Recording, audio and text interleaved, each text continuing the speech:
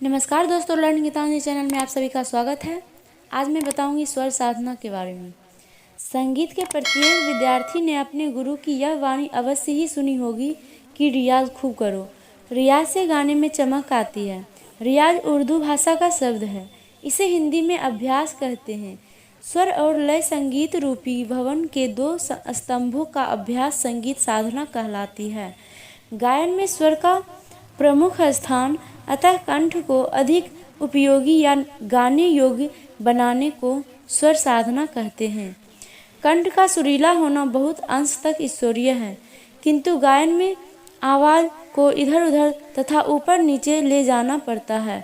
अतः कंठ को ईश्वरीय प्रदत्त होना ही पर्याप्त नहीं, अभ्यास द्वारा उसे अधिकाधिक सुरीला और गाने योग्य बनाया जा सकता है।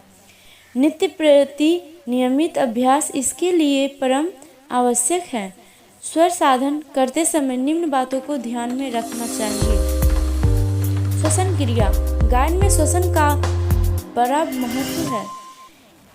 किस प्रकार और किस समय सांस लेनी चाहिए, ये दोनों बातें गायन को रंजक बनाने में बहुत सहायक होती है। कुछ लोगों की आदत जोर से सांस लेना हो जाता है और जब गाने के बीच में जोर से सांस लेते हैं तो सुनने में बुरा लगता है। कभी कभी तो सांस लेते ही ताल निकल जाता है। स्वर साधना के द्वारा स्वर को अधिक से अधिक लंबा करने की क्षमता उत्पन्न की जाती है। जितने समय तक सांस प्रक्रिया रोकी जा सकती है, उतने समय तक स्वर लंबा किया जा सकता है। इसलिए गायक का स्वास्थ्य अच्छा होना आवश्यक है। दम्मा का रोगी अच्छा गायक नहीं बन सकता। सुरीलापन। स्वरों को सदैव अपने निश्चित स्थान पर लगाना सुरीलापन कहलाता है। संगीत के विद्यार्थी को इस बात पर अत्यधिक ध्यान रखना चाहिए। जिस प्रकार नित्य अभ्यास होगा, उसी प्रकार गायन परीक्षा में अथवा किसी संगीत भाषा में होगा। यह बात संभव नहीं है कि प्रतिदिन के अभ्यास में बेसुरा होने को यूं ही टाल दिया जाए और परीक्षा में सोचे कि कहीं बेसुरा ना हो।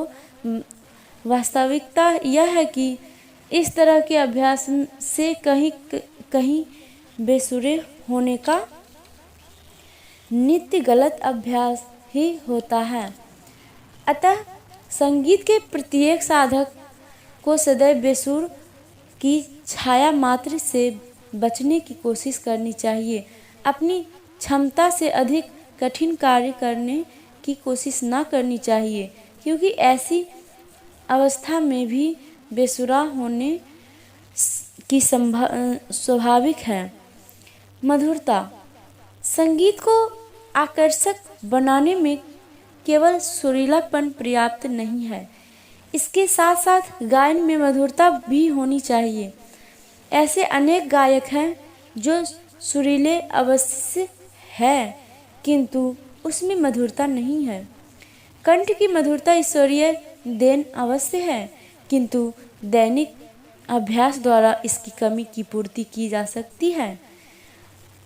अस्वाभाविक ढंग से स्वर लगाना, स्वर में लड़खड़ाहट, तीखापन आदि दुर्गुण ना होने से स्वर में मधुरता बढ़ती है।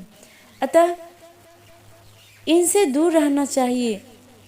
अभ्यास करते समय इन बातों को ध्यान में अवश्य रखना चाहिए। स्वर मर्यादा।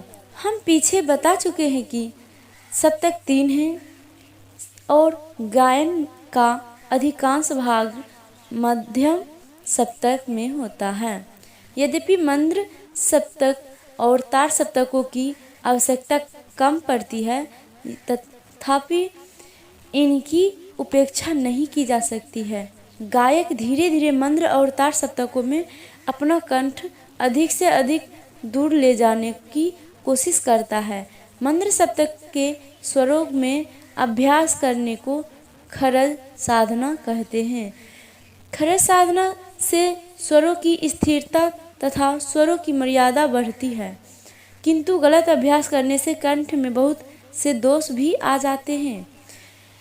अतः प्रारंभ में किसी अच्छे गुरु के समक्ष अभ्यास करनी चाहिए। स्वरों का फैलाव धीरे धीरे ऊपर नीचे बढ़ाना चाहिए और अपनी आवाज़ में साथ जबरदस्ती करनी नहीं चाहिए। आज की वीडियो में बस इतना ही। मिलते हैं नेक्स्ट वीडियो में। तब तक के लिए गाते रहिए, मुस्कुराते रहिए।